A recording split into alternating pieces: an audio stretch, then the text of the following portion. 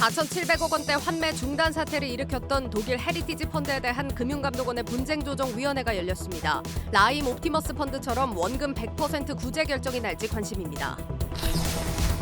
세계 3위 가상자산 거래소 FTX의 파산 신청으로 국내에서도 가상자산법 제정에 속도가 붙고 있습니다. 주로 불공정 거래를 규제하는 내용에 초점이 맞춰져 업계가 긴장하고 있습니다.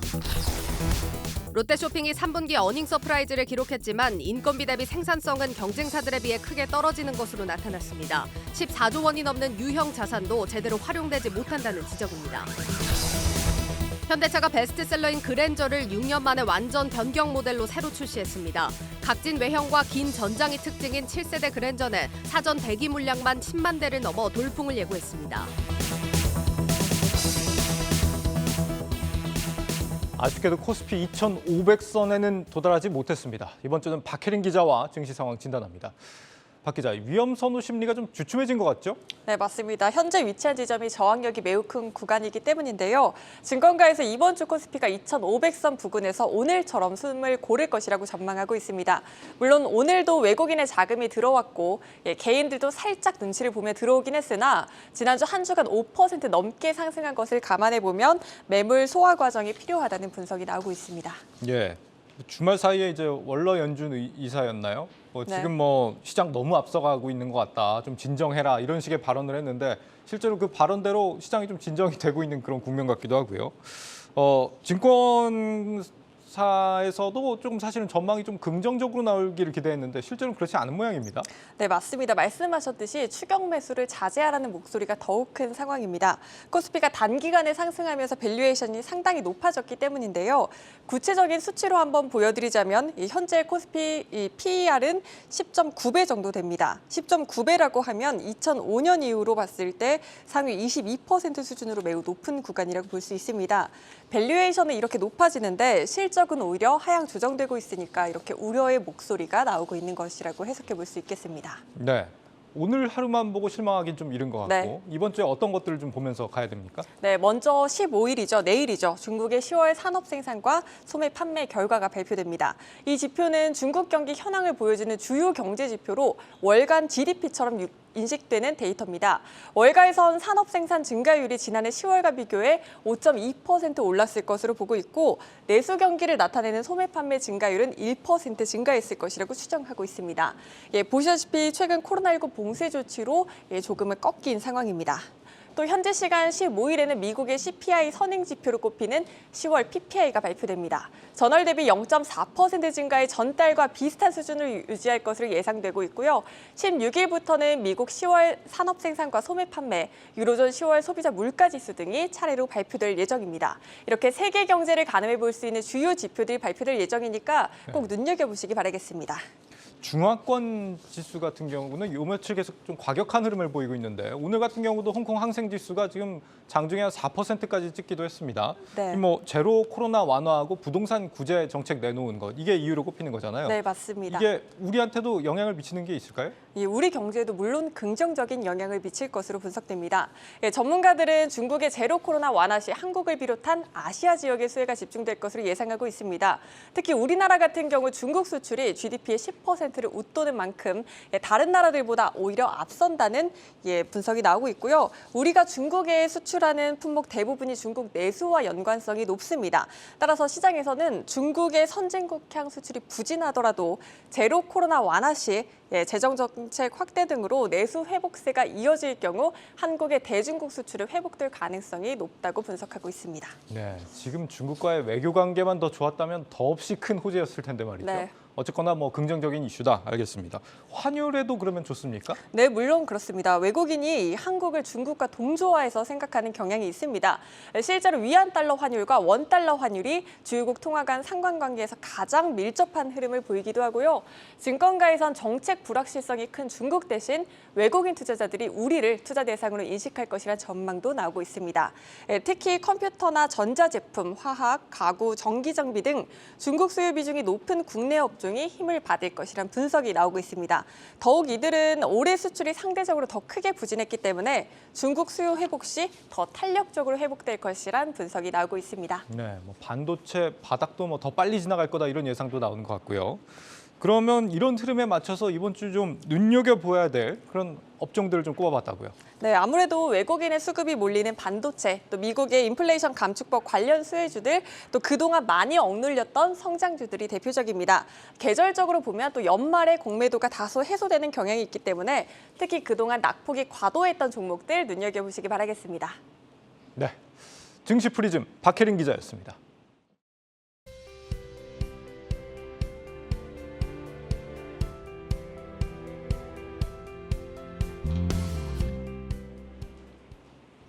네, 주말 마감한 뉴욕 증시는 분위기가 좋았습니다. 뉴욕 증시 상황 글로벌 콘텐츠부 오민지 기자와 함께 살펴보도록 하겠습니다.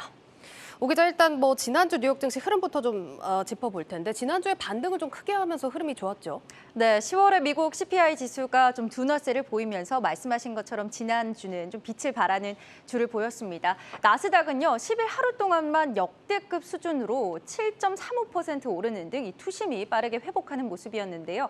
시장은 이번 CPI 둔화세 이후 올해 연말까지도 이 반등세가 이어질 수 있을지 주목하는 모습입니다. 네. 일반적으로 연말 시즌에 이 크리스마스 시즌과 연계를 해서 산타랠리라고 하잖아요. 예. 이번에도 산타랠리가 다가올지 시장에서 기대하고 있는 거죠. 찾아왔으면 좋겠습니다. 네. 어쨌든 지난주 이렇게 뉴욕 증시 반등의 주역이 10월 CPI 지표였습니다. 이게 발표되면서 굉장히 긍정적으로 시장에 작용을 했죠. 네, 간단하게 한번 짚어보겠습니다. CPI가 지난 9월에 8.2를 기록했고요. 10월에는 실제로 7.7%를 기록했습니다. 예. 시장의 예상치 역시도 10월에 7.9%를 나타낼 것이다라고 했는데 이보다 낮은 수준으로 나온 거죠. 이 월가에서는 이제는 드디어 물가가 잡혔구나, 드디어 이 CPI의 정점이 지났구나라는 기대감이 반영됐다라고 분석했는데요. 예. 연준이 금리 인상을 늦출 수 있는 명분이 갖춰지는 시기가 드디어 찾아왔다는 겁니다. 전문가의 코멘트 함께 들어보시죠.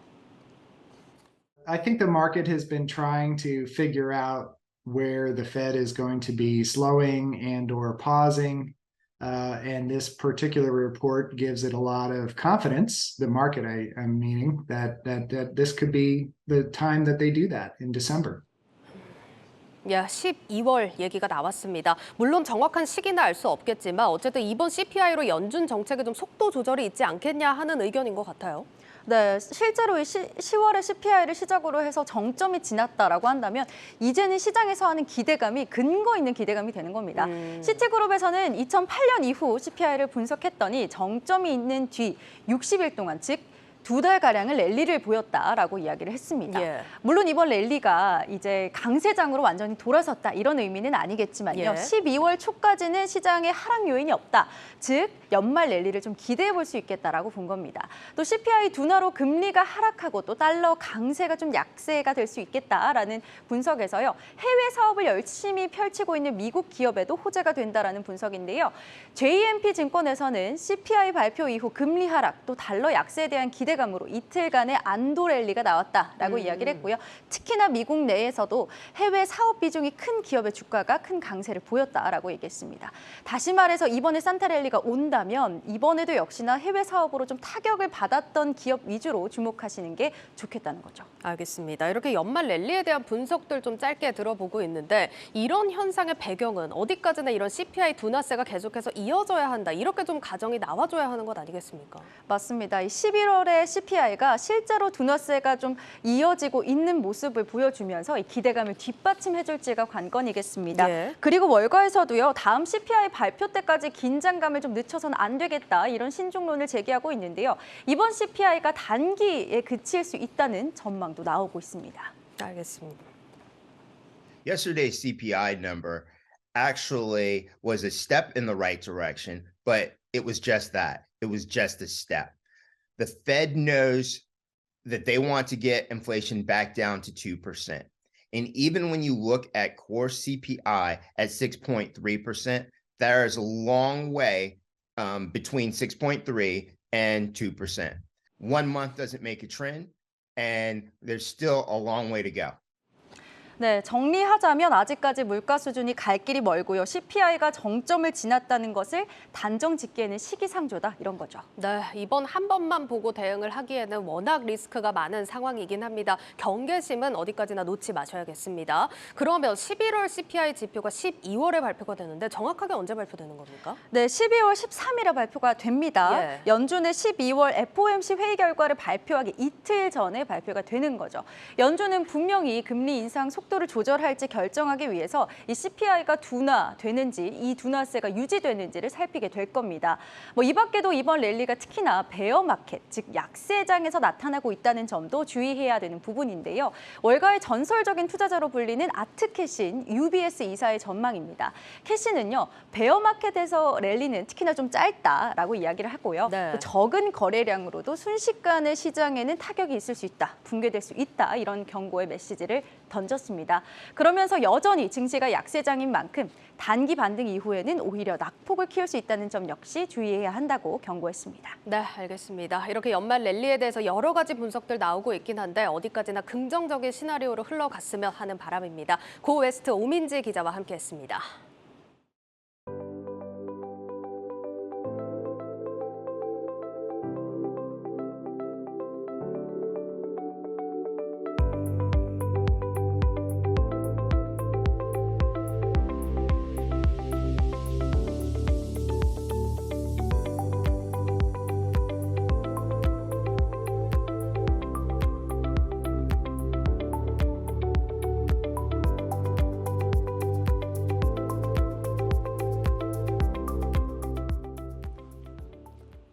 현대차가 플래그십 세단 7세대 그랜저를 오늘 공식 출시했습니다. 사전 계약 물량이 국산차 역사상 최대 규모라고 합니다. 완성차 업계 출입하는 신재근 기자와 인기의 배경 알아봅니다. 신 기자, 신형 그랜저 직접 실물을 보고 왔다는 거죠? 네, 그렇습니다. 오늘 제가 직접 보고 왔는데요. 네. 영상 보면서 확인해 보시겠습니다. 예. 이 고향 현대모터 스튜디오에 전시된 이 신형 그랜저의 모습을 좀 보여드릴 텐데요. 외형을 보면 일단 차량이 전체적으로 이제 길어졌고 1세대 그랜저가 엿보이는 각진 디자인이 두드러집니다. 전장은 5035mm로 6세대보다 무려 45mm나 길어졌고요. 이는 기아 K8과 제네시스 G80보다도 깁니다. 차량 실내 공간을 좌우하는 휠베이스 역시 이전 모델과 비교해서 10mm 늘어났는데요. 차 크기를 확대한 것은 그랜저의 준대형급 고급 세단 명성에 걸맞게 중후함과 고급스러움을 중점으로 내세우기 위한 것으로 풀이됩니다. 최첨단 사양도 탑재됐는데요. 뒷좌석에도 리클라이닝 시트가 적용돼서 편한 자세에 맞게 의자를 조절할 수 있고요. 또 현대차 브랜드 최초로 지문 인증으로 시동을 걸고 차량 안에서 간편 결제도 할 수 있습니다. 이 향후 무선 소프트웨어 업데이트를 통해서 이 자율주행을 비롯한 첨단 기능이 더 늘어날 수 있습니다. 네. 이게 전기차 아니고 내연차인 거죠? 그렇습니다. 이 그랜저 이 완전 변경 모델, 우리가 이제 풀체인지라고 하는데 출시된 게 지금 6년 만이라고 하거든요. 현대차가 지금 시점에서 이 신형 그랜저를 내놓은 배경 어떻게 읽힙니까? 네, 일단 SUV와 이 전기차의 독주 속에서 이 그랜저가 세단의 자존심으로 여겨진다는 데 의미가 있고요. 2016년과 비교해서 최근 국내 신차 시장은 이 SUV와 전기차 중심으로 돌아가고 있습니다. 네. 이 SUV와 전기차 위주로 이 신차가 그동안 좀 출시가 많이 됐기 때문인데요. 따라서 오랜만에 출시되는 정통 세단 그랜저가 이 소비자들에게 친숙하게 다가갈 수 있을 것으로 시장은 보고 있습니다. 이 자동차 업계와 증권가에선 동급 차종인 기아 K8과 비교해서 이 가격대가 비슷함에도 연비 효율 등 성능이 우수한 점이 이 소비자들의 관심을 끌 것으로 예상합니다. 신차 효과는 결국 고스란히 호실적으로 이어질 수 있는데요. 현대차가 4분기 사상 최대 실적을 노리는 상황에서 그랜저의 흥행이 어느 때보다 중요할 것으로 보입니다. 여기에 7세대 그랜저가 최근 판매량이 떨어지고 있던 그랜저의 부활을 이끌 것으로 기대된다는 점에서 또 의미가 있습니다. 물론 아직까지 그랜저가 현대차와 기아를 통틀어서 이 5년 연속 판매량 1위를 기록 중이긴 하지만 이 최근 3년간 연속으로 판매량이 좀 감소하고 있습니다. 네. 네, 올해는 이제 10월까지 5만 2천 대 정도 판매를 했고요. 이는 이제 소렌토와 비교했을 때 소렌토가 5만 5천 대 정도 판매가 됐으니까 이 국민차의 어떻게 보면은 위상을 이 소렌토한테 넘겨줬다 이렇게 볼 수 있겠습니다. 예. 네, 또 지난달 전체 판매량에도 이 현대차는 기아에 좀 밀리기도 했는데요. 이를 다시 뒤집기 위해서는 이 그랜저의 흥행이 이 현대차 입장에서는 좀 절실한 상황입니다. 일종의 뭐 효자의 부활을 꿈꾼다 뭐 이런 개념인 것 같은데. 네. 그런데 이 출시 과정에서 사전 계약이 중단되는 사태까지 벌어졌었다. 이게 무슨 뜻입니까? 네, 워낙 너무 인기가 많다 보니까 좀 중단이 사전 계약이 도중에 중단이 됐는데요. 네. 이 오늘 좀 확인을 해보니까 현재까지 그랜저의 사전 계약 물량은 약 11만 대에 이릅니다. 예. 기존 6세대 그랜저를 계약했던 사람들이 이 출고 지연으로 기다리는 시간이 길어지자 이를 취소하고 7세대 그랜저로 대거 넘어온 데다 새로 그랜저를 구매하려는 수요가 겹쳤기 때문입니다. 이는 현대차뿐만 아니라 한국 승용차 역사상 가장 많은 계약 물량이기도 합니다. 예. 급기야 사전 계약이 일단 또 중단되는 일도 있었고요. 이 현대차 관계자는 고객 혼란을 방지하고 출시 전 계약 순번을 보존하기 위한 조치였다면서 지금은 모든 조치가 완료돼서 문제없이 계약을 하고 있다고 밝혔습니다. 그랜저는 오늘 출시를 시작으로 이제 앞으로 인도는 11월 말부터 순차적으로 이루어질 예정입니다. 지금 6세대 계약자가 7세대로 대거 몰렸다는 얘기는 그동안에 이제 공급난을 굉장히 오랫동안 겪어왔다는 얘기잖아요. 그럼 네. 7세대의 경우도 출고되는 데까지는 시간이 상당히 좀 길어지는 거 아닌가요? 그렇습니다. 신형 그랜저도 이 출고 대란에서 좀 자유로울 수가 없는데요. 네. 이 자동차 업계는 이 그랜저가 출고되기까지 최소 1년 이상 걸릴 것으로 내다보고 있습니다. 예. 이 반도체 부족으로 차량 출고가 원활하지 못한 가운데 생산량을 무한정 늘릴 수 없는 구조이기 때문입니다. 현재 그랜저는 충남 아산 공장에서 생산되는데요. 이 공장의 연간 생산량은 15만 대 정도입니다. 하지만 이 생산 라인을 소나타와 함께 공유하다 보니까 이 그랜저에 한해서만 생산 대수를 크게 늘리기는 무리라는 게 현대차 관계자의 설명입니다. 다시 말해서 그랜저의 구매 수요에 버금갈 정도로 생산량이 뒷받침될지는 미지수라는 겁니다. 현재 현대차 노사는 그랜저의 생산량을 어느 정도로 할지 협상 중인 것으로 파악됐습니다. 한편으로는 경제가 어렵다는데도 우리 시민들 구매력은 아직까지 좀 양호하구나 싶어서 다행스럽기도 합니다. 신재근 기자였습니다.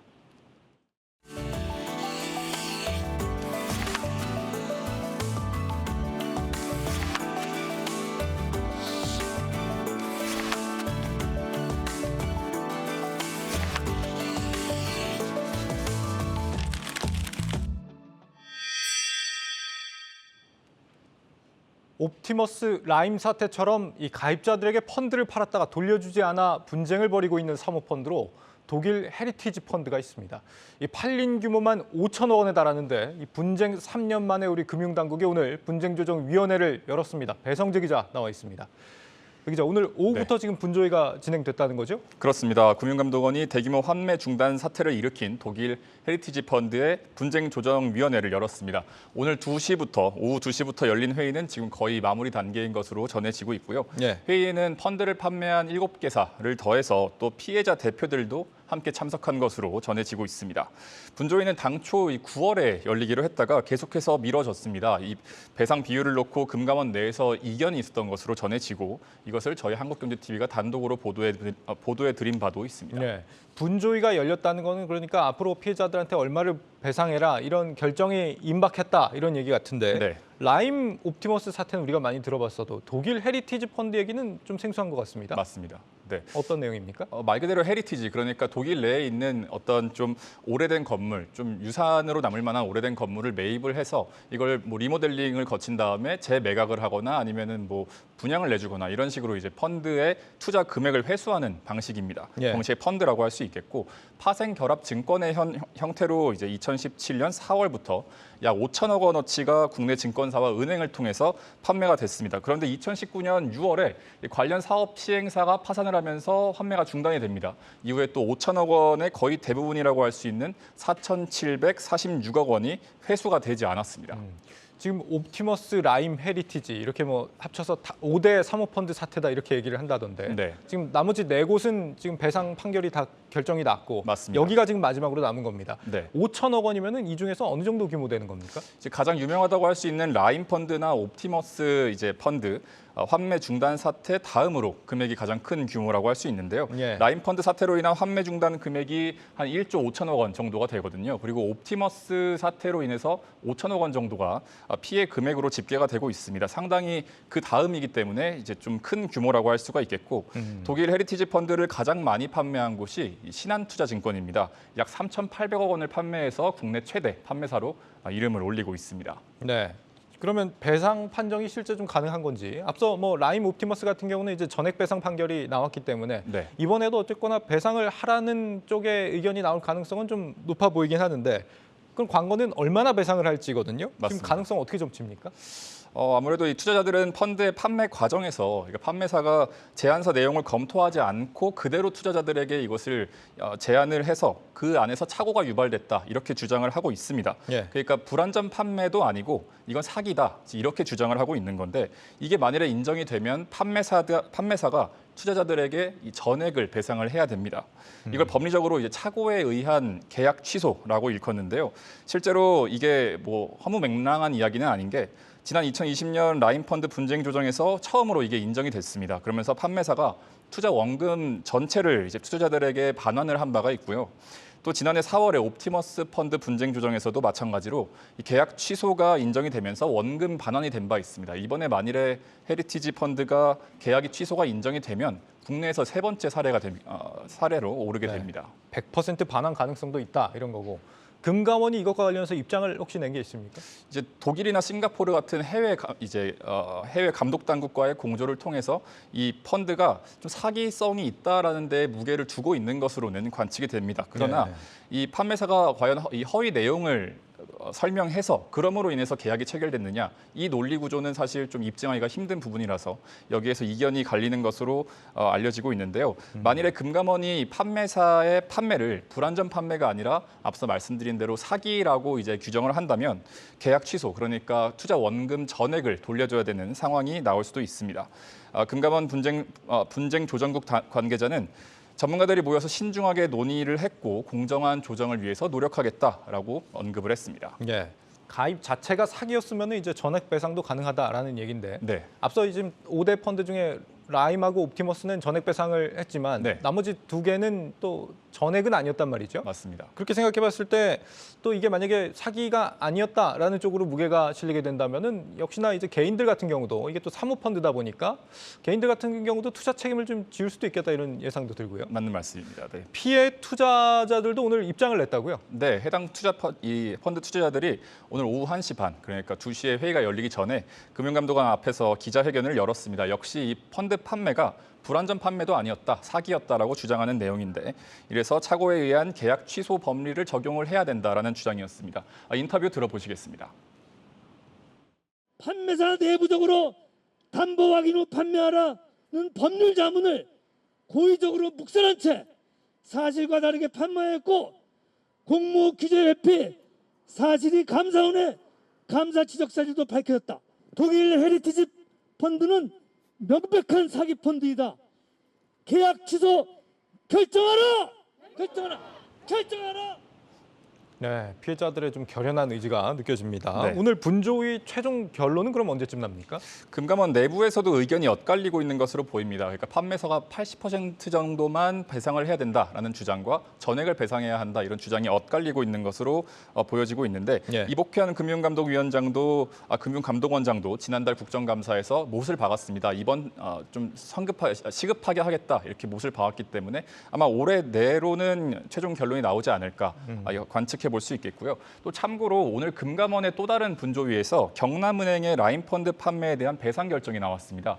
그러니까 분조위는 경남은행의 불안전 판매를 인정하고 투자자 2명에게 각각 투자 원금의 70% 그리고 65%를 배상하도록 결정을 했습니다. 여기에 적용된 배상 기준은 투자 금액의 최대 80% 그리고 최소 40%입니다.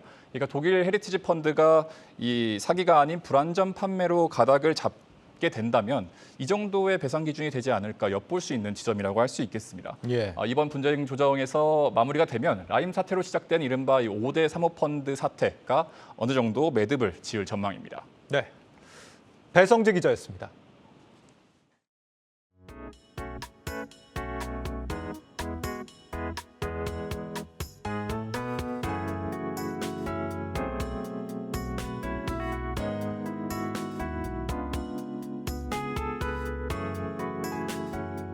very interesting and so many new technologies I haven't ever seen in this company, especially in vaccine production, vaccine technology and stem cells.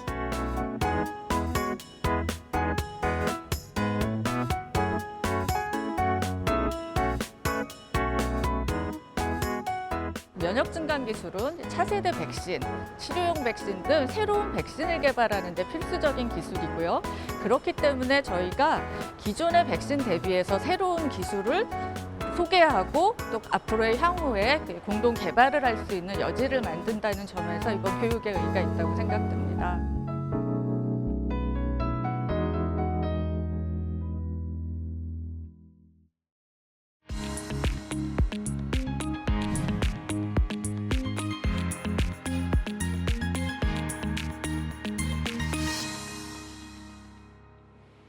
네, 3분기 롯데쇼핑의 영업이익 전년 동기 대비 418% 늘면서 어닝 서프라이즈를 기록했습니다.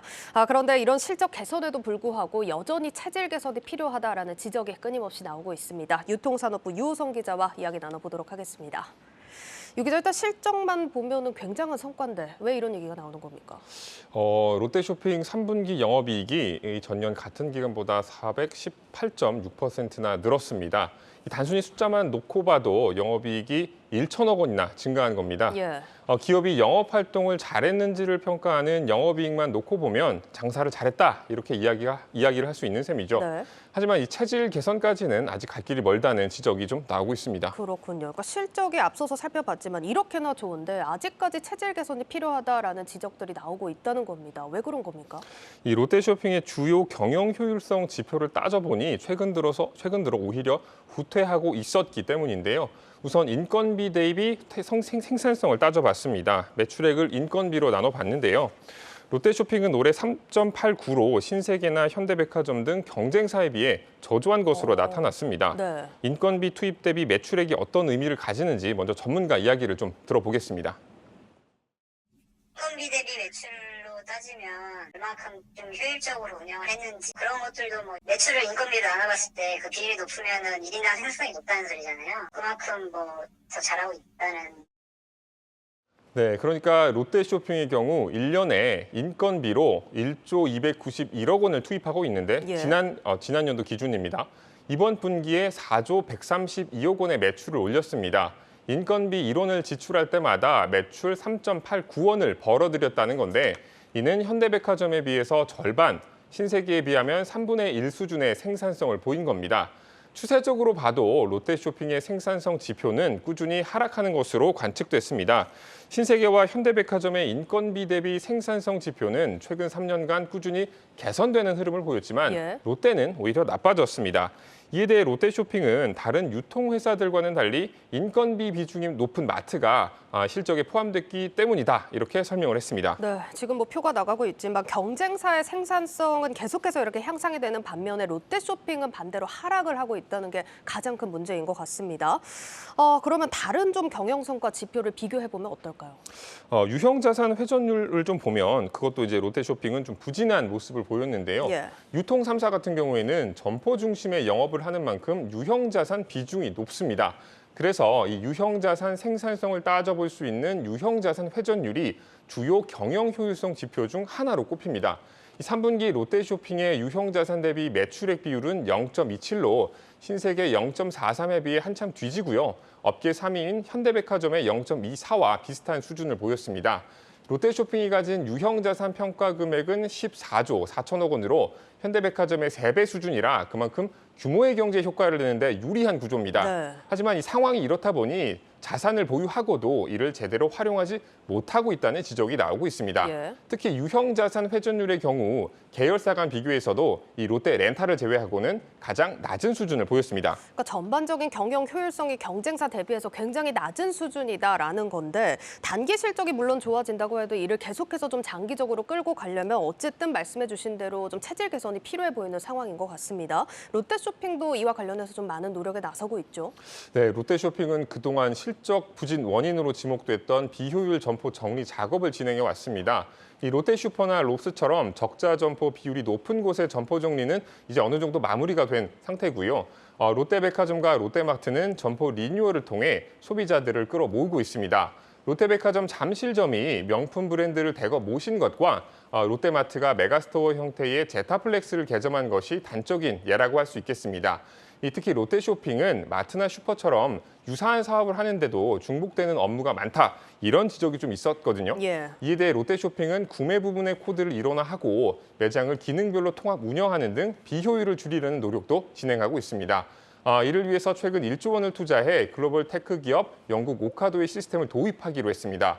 인공지능을 이용해 소비자 수요 예측부터 상품 보관, 포장, 배송에 이르는 유통 전 과정을 효율화하겠다는 구상입니다. 알겠습니다. 그리고 끝으로 롯데그룹 사장단 인사가 또 조만간 나옵니다. 사실 지금 체질 개선이 좀 더딘 상황이라고 볼 수 있을 것 같은데 이번 인사에서 어떤 영향을 미칠지도 좀 관전 포인트겠어요. 네, 신동빈 롯데 회장은 지난해 말 유통부문 총괄 수장에 처음으로 외부 인사를 수율하는 등 쇄신 인사를 단행한 바 있습니다. 예. P&G 출신의 김상현 전 홈플러스 대표를 유통사업군 총괄 대표로 선임하고 롯데백화점 대표인 경쟁사인 신세계 출신의 정준호 대표를 영입한 겁니다.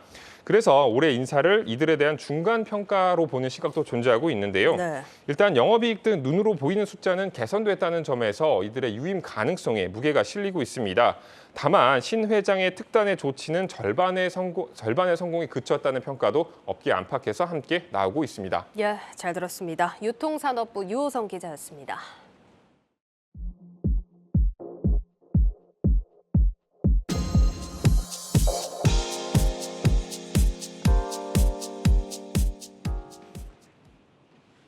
달러 대비 원화 환율의 하향 안정화 추세를 기대하는 건 아직 이르다는 전망이 나오고 있습니다.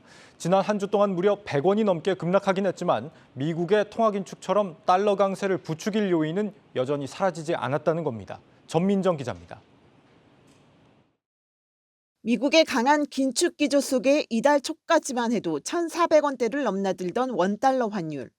하지만 10월 미국 소비자 물가지수가 시장 예상치를 밑돌면서 미 연준이 금리 인상 속도 조절에 나설 것이란 기대감이 커지자 지난주 원달러 환율은 1,310원 선까지 내려왔습니다. 흥국생명 콜옵션 행사 소식에 채권 시장이 안정을 찾고 차이나런으로 외국인의 국내 주식 순매수가 늘어난 점도 환율 진정세에 영향을 미쳤습니다. 여기에 외환당국이 국민연금과 같은 공적 투자자에게 기존 해외 자산의 환해지 비율을 높여줄 것을 요청하기로 하면서 환율의 추가 하락에 대한 기대감은 더 커진 분위기. 기관 투자자의 환해지 비율이 높아지면 이들은 은행에 선물한 매도, 즉 특정 시기에 고정된 환율로 달러화를 팔겠다는 계약을 하게 되는데 이때 은행은 리스크 분산을 위해 외화를 차입하면서 다시 선물안을 시장에 매도하게 되고 이 과정에서 달러 공급이 늘어나 원달러 환율 하락 요인이 발생하게 됩니다. 일각에서는 이번 환율 급락으로 일단 원달러 환율이 진정 국면을 맞으면서 고점에 다다른 것 아니냐는 분석이 제기됩니다. 하지만 달러 약세가 계속 이어질지는 아직은 지켜봐야 한다는 전망이 지배적입니다. 연말까지, 늦게는 내년 상반기까지 강달러 현상은 지속될 것이란 관측도 나옵니다.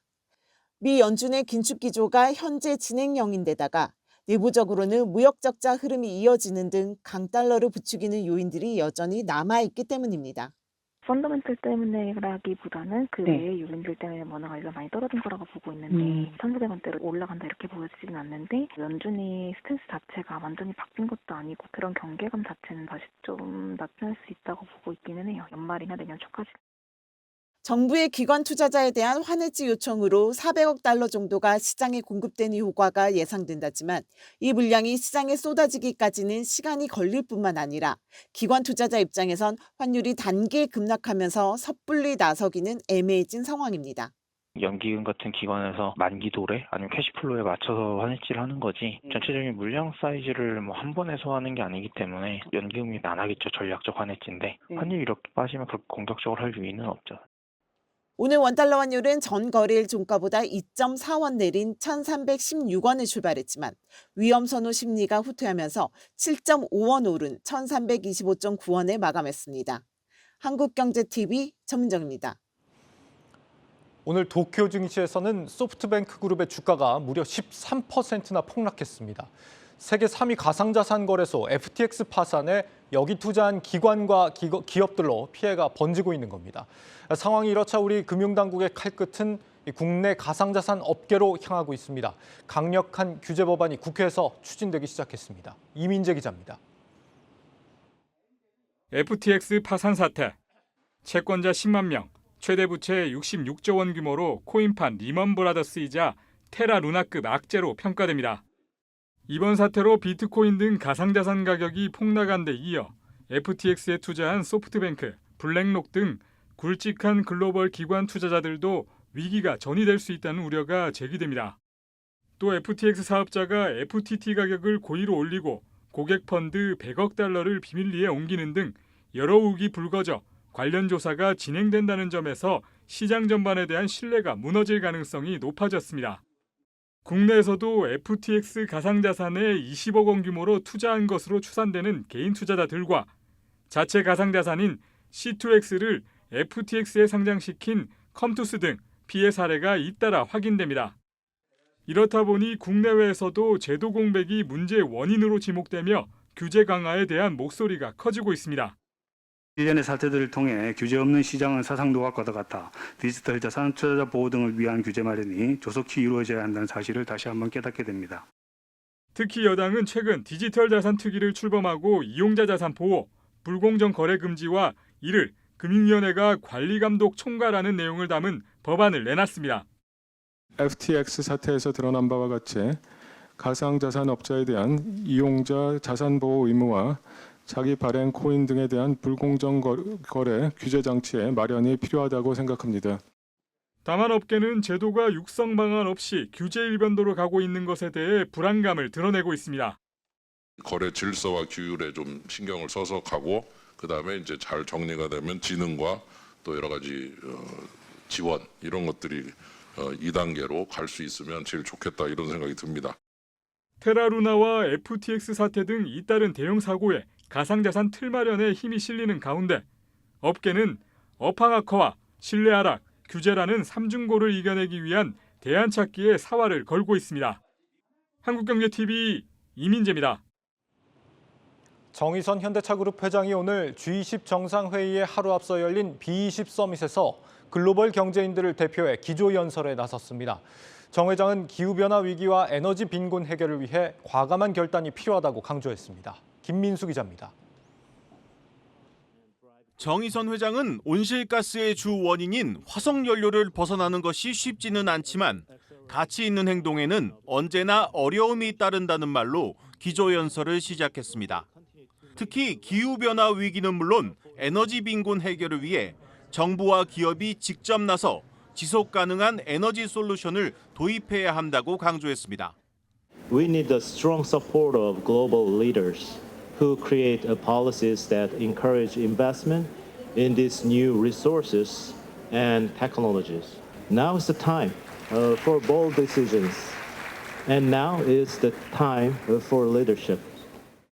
정의선 회장은 자동차 부품 구매부터 제조, 물류, 재활용까지 모든 가치 사슬에서 탄소 중립 전략을 추진하고 있다며 현대차 그룹의 탄소 중립 전략을 소개하기도 했습니다. 기조연설을 마친 정 회장은 자동차 전동화 시대의 핵심 소재인 알루미늄 확보를 위한 협약식에 참석했습니다. 현대차와 인도네시아 대표 광물 기업인 아다로 미네랄 간의 협약으로 앞으로 저탄소 알루미늄을 현대차에 우선 공급하는 방안이 추진됩니다. 알루미늄은 배터리 무게 때문에 무거워지는 전기차의 연비를 높이기 위해 널리 쓰이면서 전 세계적으로 수요가 크게 늘고 있습니다. 현대차 그룹은 전기차 시대를 맞아 인도네시아를 동남아시아와 오세아니아 지역 공략을 위한 전략적인 교두보로 삼고 적극적인 투자에 나서고 있습니다. 인도네시아에 아세안 지역 최초로 완성차 공장을 지은 데 이어 내년 완공을 목표로 LG에너지솔루션과 배터리셀 합작 공장도 건설 중입니다. 한국경제TV 김민수입니다. 상장 후 주가가 하락해도 공모가의 90% 수준으로 공모 주관사에 되팔 수 있는 권리를 환매 청구권이라고 합니다. 그간 IPO 시장 흥행에 큰 도움이 됐던 것으로 평가돼 왔는데 하지만 시장이 위축되면서 최근에는 투자자와 증권사 모두로부터 외면받고 있습니다. 문영민 기자입니다. 당장 이익이 나지 않아도 성장성이 입증되면 증시에 상장할 수 있는 일명 테슬라 요건 상장. 이러한 기업 공모주에 청약한 투자자에게는 환매 청구권이 자동적으로 부여됩니다. 지금껏 환매 청구권은 테슬라 상장 공모주 투자자에게 대표적인 매력 요인으로 꼽혀왔습니다. 동일한 IPO권이라고 하더라도 일반 투자자들은 하방에 대한 위험에 대한 통제 장치가 어느 정도 갖춰졌다가 보니까 일반 투자자들이 기관 투자자들보다 훨씬 더 청약에 적극적으로 참여할 인센티브로 작용하죠. 실제로 지난해 환매 청구권이 부여된 상장 기업의 일반 청약 경쟁률은 상대적으로 높았습니다. 하지만 올해 IPO 시장이 빠르게 얼어붙자 환매 청구권도 투자자를 유인하지 못하고 있습니다. 올 하반기 청구권을 내걸며 상장한 기업들은 상대적으로 부진한 청약 경쟁률을 기록했습니다. 심지어 오는 14일 코스닥 시장에 입성하는 윤성 FNC는 청구권 기간을 6개월로 늘렸습니다. 그러나 일반 청약 경쟁률은 1.7대 1에 그치는 등 청약 투자자들의 관심을 끌지 못했습니다. 문제는 이러한 환매 청구권이 주간 증권사에도 최근 큰 부담으로 작용하고 있다는 점입니다.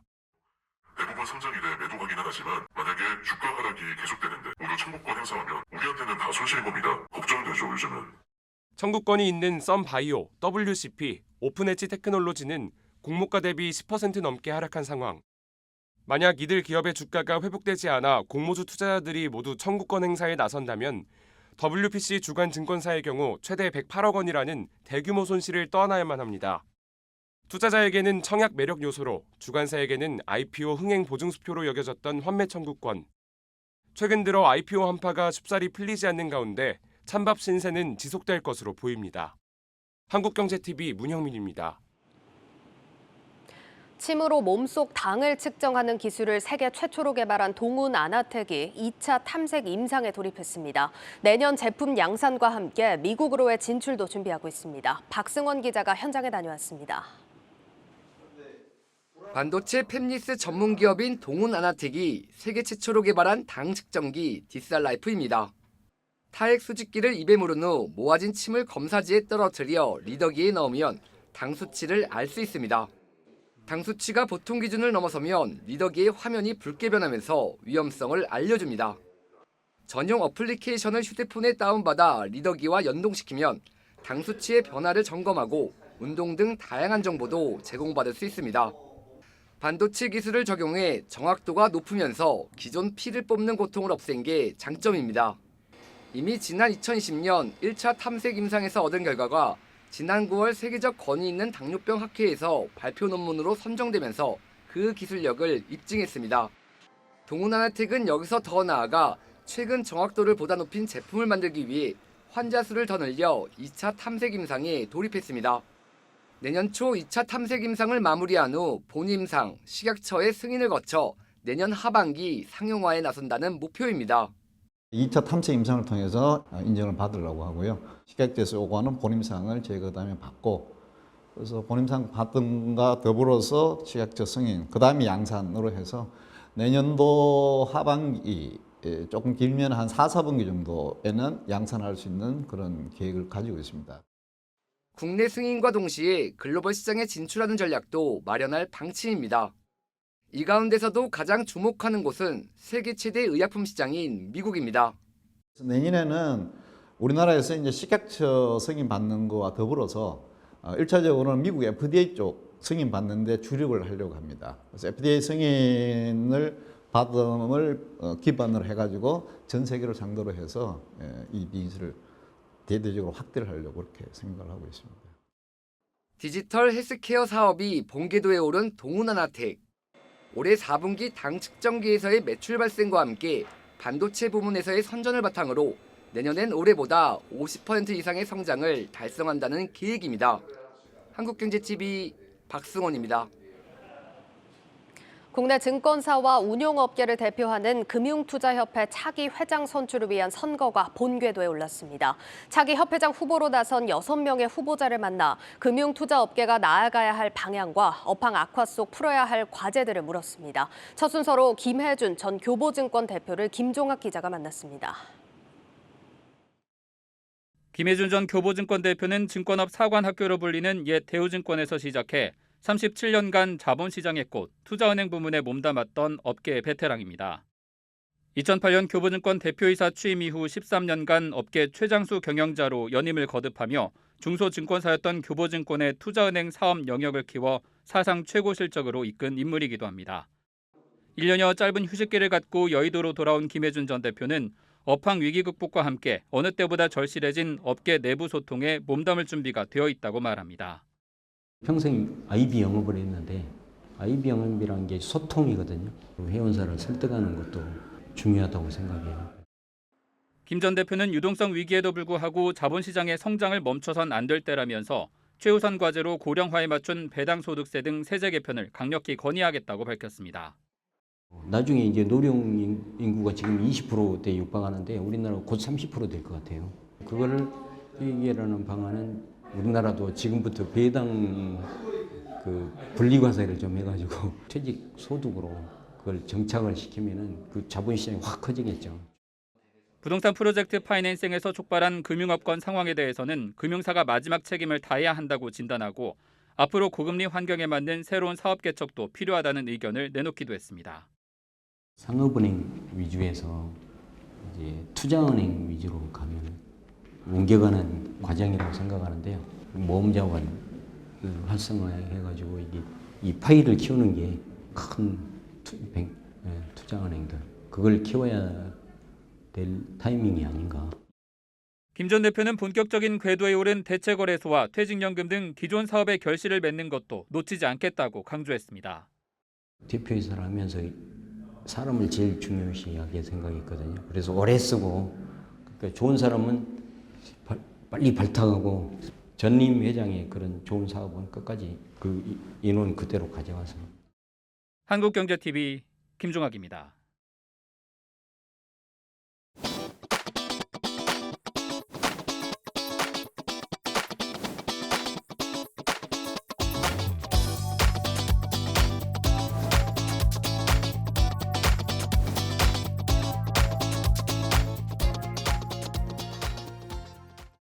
서울 도심에서 차량으로 강변북로를 타고 자유로에 접어들면 곧 경기도 표지판이 나옵니다. 일상과 행신에 못 미쳐 북쪽으로 10분 남짓 3기 신도시 고양 창릉 공공주택지구가 나옵니다. 서울과 일산 사이 최근 개발이 한창인 원흥, 덕은, 삼송에 둘러싸여 있고 서울흥 너머로는 은평 뉴타운이 눈에 들어옵니다. 789만 제곱미터 그린벨트로 묶여있던 이곳에 2029년이면 인구 8만 6천 명, 3만 6천 호의 주택이 들어서게 됩니다. 제 뒤로 보이는 곳이 창릉 신도시가 들어설 부지입니다. 3기 신도시 가운데 서울과 가장 가까운 창릉 신도시는 경제 문화 도시를 계획하고 있습니다. 3기 신도시는 수도권 주택 공급 확대 방안에 따라 서울에 인접한 6곳에 17만 6천 가구를 공급하는 계획입니다. 이 가운데 창릉 신도시는 지난해 12월 실시한 사전 청약에서 27.6대 1의 경쟁률을 보였습니다. 30대가 41%로 뜨거운 관심을 보였는데 역시 서울과의 접근성이 장점으로 부각됐습니다. 현재 공사가 한창인 GTX A 노선이 들어서면 창릉역에서 서울역까지 10분, 강남까지도 10분대 접근이 가능할 전망입니다. 지구 중심부에 GTX-A 창릉역을 신설하여 강남 중심지까지는 10분대 접근을 실현하고 6호선 세전역과 고양시청을 잇는 고양선 도시철도도 신설하여 서울 도심으로 편리하게 이동할 수 있도록 철도교통망을 구축할 계획입니다.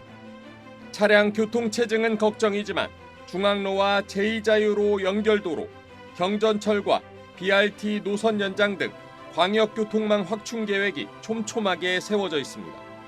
도심은 GTX 창릉역을 중심으로 한 고밀도 복합 개발을 계획하고 있습니다. 홍콩의 카오룬과 프랑스의 유라리를 벤치마킹한 이른바 콤팩트 시티입니다. GTX의 역세권 중심으로 주거, 업무, 상업, 문화, 공공 등의 다양한 용도를 구밀복합화하여 주중 주말 시민 활동이 끊임없이 일어나고 활력 있는 매력적인 컴팩시티로 조성할 계획입니다. 도심을 가로지르는 창릉천과 군 이전 부지 망월산을 활용해 약 100만 제곱미터의 도시숲을 조성하고 세계문화유산인 서울은과 연계한 청록 문화도시도 꿈꾸고 있습니다.